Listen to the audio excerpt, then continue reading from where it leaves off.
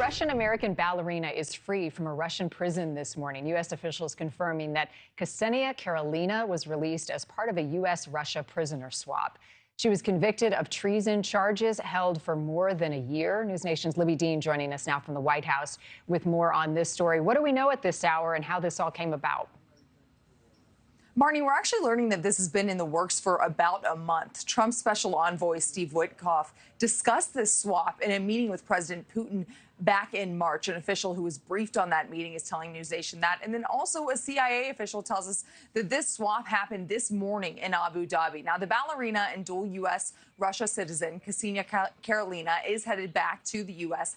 after being detained in Russia for about a year. Now, Karelina was sentenced to 12 years after being found guilty in a Russian court for treason for donating $52 to a Ukrainian charity. Karelina was exchanged for Arthur Petrov.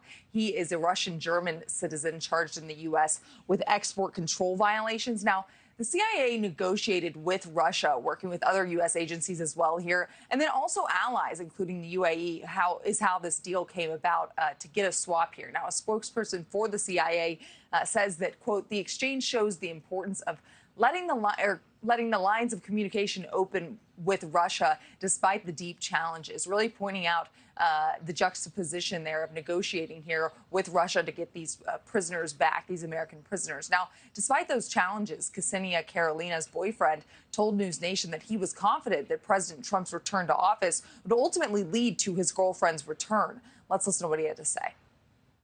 I have not been this optimistic about getting Ksenia home in a long time. And I put my faith in President Trump and Adam.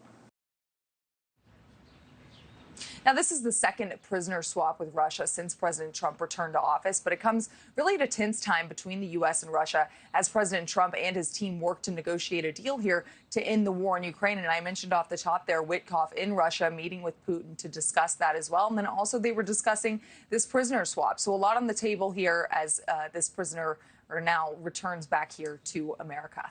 All right, quite a development. Libby, thank you. Thank you for watching. Go to newsnationnow.com to find NewsNation on your television provider. And don't forget to click the red subscribe button below to get more of NewsNation's fact-driven, unbiased coverage.